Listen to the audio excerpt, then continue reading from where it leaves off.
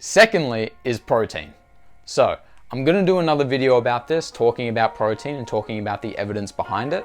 But for now, I'll just give a couple basics. So something really important regarding protein, our body can only synthesize 30 grams of protein every 3 to 4 hours. So what does that mean? So our body, while it can absorb 100 grams of protein at a time, because obviously the protein has to go somewhere, in terms of using the protein to fuel the muscle for growth, we can only synthesize 30 grams. So our body has a limit on how much protein we can actually use at a single time. So whenever I hear a client's diet and they're telling me, yeah, I'm getting a protein bar, protein shake, having an omelet on toast with avocado and spinach, and it ends up being about 90 grams worth of protein. And I'm thinking that would be so good if you just spread out those 3 different things throughout the day. So you can have your wonderful omelet and toast and spinach leaves in the morning, and then for afternoon tea, have that protein shake, and then go for your gym session at lunch or after work and have your protein bar after that. And then a couple hours later, have your dinner. That would be a perfect start as opposed to just having it all at once, because we're not seeing that same benefit in terms of muscle growth. Now, for bodybuilders that are having an absurd amount of protein in the morning, that's usually because they need to have a certain amount of calories in the day. But if you're a bodybuilder and you're saying, okay, well, I need to have about 2 grams per kilogram body weight of protein, and I need to have at least be hitting 180 to 220 grams of protein a day. So let me just hit that target by having 100 grams in the morning and 100 grams at night.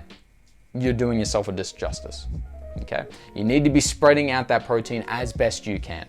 Does that mean you should need to have, wake up at 6 a.m. in the morning and have 30 grams and then 9 a.m. 30 grams and then 12, 30 grams and try and do it like that? No, of course not, because you have to have a certain amount of calories in the day. It gets a little bit tricky and nuanced, but generally speaking, you should be aiming for roughly 30 grams of protein in each meal. Any more, then you're just spending excess money and you're not getting that same benefit.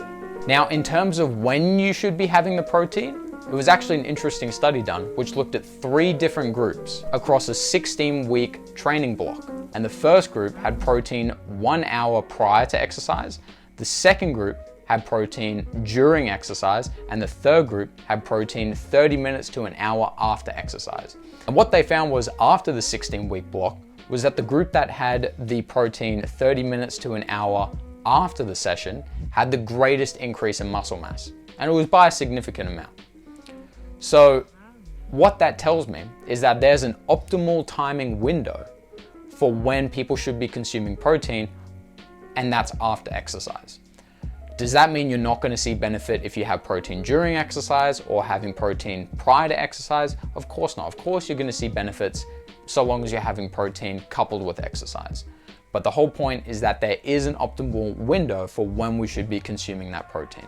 But it becomes a little bit interesting because I'll hear clients say, okay, Braden, I followed your advice. I'm now having protein 30 minutes to an hour after, and I've decided to not have anything leading up to my workout. And I go, well, I'd rather you have the protein before the workout then.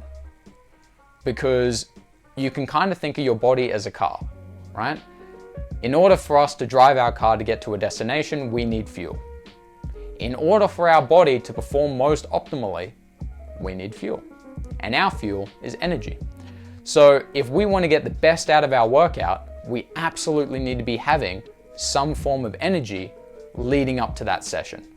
So I would recommend that you have something that has a decent amount of energy and is healthy leading up to your exercise workout, and then having the protein after would be my recommendation. And having that protein, whether it's in the form of a protein shake or a protein bar or a wrap or a chicken and rice meal plan, whatever it may be, having that roughly be 30 grams of protein. Thank you very much. If you enjoyed content like this, be sure to follow Soar Health and Fitness on Instagram. Trying to get to 100 followers, but really enjoy making content like this, so I'm gonna edit it all and try and hopefully get more content like this in the future. If this is something that you're interested in, please give it a like. It shows me that maybe this is something I should continue doing. Always happy to give advice back to all the people and all the friendly faces I see in the gym. So thank you and all the best. Fire.